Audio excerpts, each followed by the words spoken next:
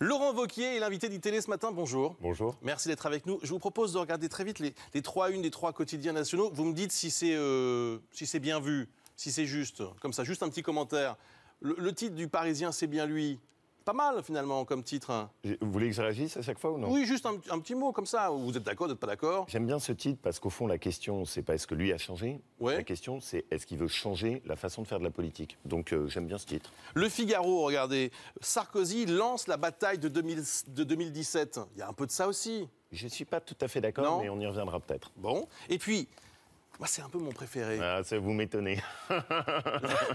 La droite en guerre.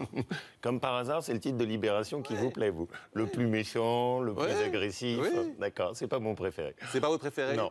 Bon, on va en parler dans un instant. J'aimerais vous demander, pour commencer, à propos de ce qui s'est passé hier sur le plateau de France 2, finalement, est-ce qu'il est allé dans son explication, dans son retour, est-ce qu'il est allé assez loin dans le mea culpa? J'ai trouvé ça un peu mince. D'abord, juste un point. Vous en connaissez beaucoup, des hommes politiques qui acceptent de reconnaître des erreurs. Ça n'arrive jamais. Mais vous pouvez interroger un homme... Quelles erreurs a-t-il reconnues? Il a reconnu quand même un certain nombre d'erreurs qui étaient importantes. D'abord, la première chose, c'est qu'il a reconnu sans doute qu'il avait péché en voulant tout faire lui-même. Ouais. Premier élément. Ouais. La deuxième chose, et vous lui avez souvent reproché vous-même, au fond, qu'est-ce qu'il a dit? Il a dit, l'enjeu, c'était peut-être d'essayer de faire passer les mêmes convictions, mais en violentant moins, en étant moins agressif. C'est quand même une réflexion personnelle qui est importante. Donc je trouve que dans un univers politique français, et moi ça m'excède, dans lequel on ne fait jamais d'inventaire, dans lequel on réfléchit jamais sur ses succès, ses échecs, on avait hier un exercice qui était assez sincère, de quelqu'un qui venait en disant, voilà, j'ai réfléchi pendant 2 ans, il y a des choses dont je suis fier, et puis il y en a d'autres où je pense que je me suis trompé. Pour moi, c'était assez fort, au fond, comme exercice. Et selon vous, les erreurs principales de Nicolas Sarkozy? Non, je pense qu'au fond, il l'a très bien dit. Je pense qu'il y a ce qu'on a réussi, c'est-à-dire la gestion de la crise, et je pense qu'il y a certains sujets où, d'une certaine façon, on pouvait aller plus loin. Il l'a dit lui-même, par exemple, sur Schengen. Moi, je plaide sur cette question de façon très forte. Sur Schengen, je pense que Schengen ne marche plus. Je pense qu'une Europe trop élargie avec les mêmes structures nous amène dans le mur. Il l'a dit. Et si on prend un peu de recul par rapport à son intervention, qu'est-ce qui m'a marqué? Par rapport à un débat politique actuel totalement chloroformé, totalement empoussiéré, ça faisait du bien d'avoir quelqu'un qui était engagé, qui disait les choses assez directement, en faisant part de ses interrogations, et qui, au fond, était à la fois très direct, libre et assez cash. Et dans cette politique française, moi, qui m'inquiète... Même s'il a pu apparaître comme l'homme du passé, au fond. Avant de devenir peut-être l'homme du futur, mais ça, ce sont les prochains jours, les prochaines semaines qui vont le décider. Pour l'instant, c'est toujours l'homme du passé. Non, moi, justement, ce que je trouve, c'est que... Enfin, et moi, c'est ce qui me motive, hein, c'est que c'est pas un retour vers le passé, c'est un retour pour changer les choses. Ça me plaît, ça. Au fond, qu'est-ce qui me... Alors, deuxième constat, finalement. 45 minutes d'interview, mais on reste sur notre fin. Quel projet? Quelles idées? Le référendum, oui. Alors, quelque chose qu'on a déjà entendu tellement souvent. D'abord, posons les choses. Hein. Qu'est-ce qu'il a évoqué? Il a évoqué d'abord sur les finances publiques. Dépenses publiques ou impôts. C'est pas un petit choix. Hein. Quand on voit aujourd'hui ce à quoi les Français sont soumis comme pression, c'est pas un petit choix. Deuxième enjeu, économie et notamment la relation avec l'Allemagne, où il commence à esquisser des choses que je trouve très intéressantes. Troisième sujet, Schengen, on en a parlé.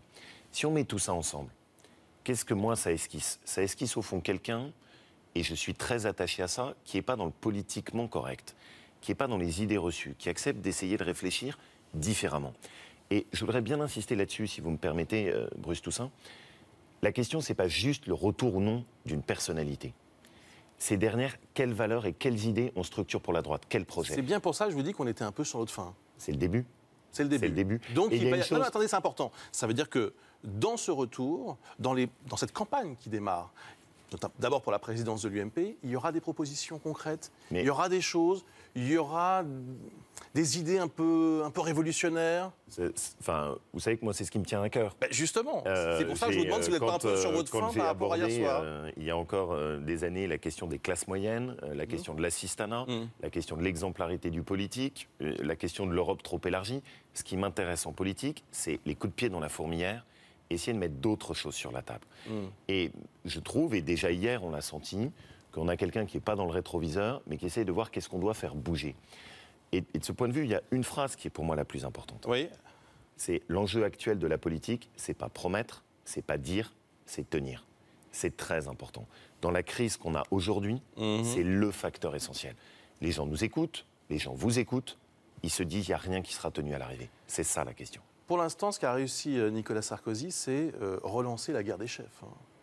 C'est terrible. Attendez. Je crois que Libération est peut-être en dessous de la vérité en parlant de guerre. Lorsqu'on entend François Fillon, lorsqu'on entend Alain Juppé, lorsqu'on entend, et ce sera le cas ce soir, Bruno Le Maire, on se demande si le rassemblement va être possible. Je crois qu'il faut que chacun se hisse à la hauteur de l'enjeu. Et de ce point de vue, je voudrais vraiment mettre en guerre contre l'obsession de 2017. Tout le monde est beaucoup trop obsédé par 2017 et ça aboutit à beaucoup trop de tensions. Pourquoi ? D'abord, la première chose, c'est que les Français, c'est maintenant. C'est ici et maintenant. C'est maintenant qu'ils payent leurs impôts, c'est maintenant qu'on a les entreprises qui ferment, c'est maintenant qu'on a la question des déficits. Et donc, les politiques qui sont uniquement dans la projection vers 2017, pour moi, c'est absurde. D'abord, les Français nous disent, commencez par faire votre travail maintenant. Et dans le retour de Nicolas Sarkozy hier, il y a pour moi cette dimension, qui est de dire, je ne me mets pas en réserve, je ne suis pas uniquement dans 2017, je suis dans redonner une parole à l'opposition maintenant. Il y a suffisamment eu de désordre, c'est maintenant qu'on doit agir. Le deuxième point, c'est que si jamais on ne redresse pas le parti, si jamais on ne sort pas de ces guéguerres, comme vous le dites, si jamais l'opposition reste aussi peu crédible que ce qu'elle a été pendant 2 ans, et je n'en suis pas fier, il n'y aura pas de 2017 pour personne. Et donc ce que je voudrais, c'est que chacun comprenne qu'on ne peut plus avoir des différences qui nous divisent, on a besoin de différences qui nous additionnent. C'est pour ça que vous avez fait ce choix de revenir vers Nicolas Sarkozy ? Je l'ai fait pour 2 raisons. Ouais. Le premier d'abord parce que je pense que nos divisions nous ont tués en 2 ans. Donc je le dis, nos différences nous ont divisés. Il faut maintenant que nos différences nous permettent de nous additionner. Et c'est le sens de ce qu'ils proposent avec un rassemblement. Et la deuxième chose, c'est quoi ? Et je vais essayer de le dire aussi franchement que je le ressens. Je regarde ce qui se passe. Plus personne ne nous croit. Plus personne n'écoute les politiques. Plus personne ne vous écoute, d'ailleurs, non plus. C'est possible, mais c'est moins le sujet. Oui, c'est aussi un sujet. C'est-à-dire que c'est... Non, mais... Pardon. Je suis obligé de vous rappeler ce que vous avez dit. Mais je le maintiens, je l'ai même maintenu dès le début. Oui, je crois que... Je suis convaincu que 2017 ne peut pas être la revanche de 2012. On ne peut revenir au pouvoir pour refaire la même chose. Ce n'est pas tant une question de personne, mais de contenu de ce que l'on propose. J'ai rien à changer. Ouais. Mais rien n'a changé. C'est-à-dire que ce que je veux dire par là... La revanche de 2012, on a assisté hier soir au premier acte de cette revanche de 2012. Non, je crois pas... Tout le monde l'a vu. Non. Qu'est-ce que ça veut dire ? Ça veut dire que la France, elle a changé. Ça veut dire que les problèmes dans lesquels on est aujourd'hui ont pris une nouvelle acuité.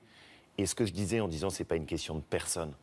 La question n'est pas de savoir si on aura un affrontement Marine Le Pen, Sarkozy, Hollande, avec les 3 mêmes acteurs que ceux de 2012. La question, c'est chacun d'entre eux.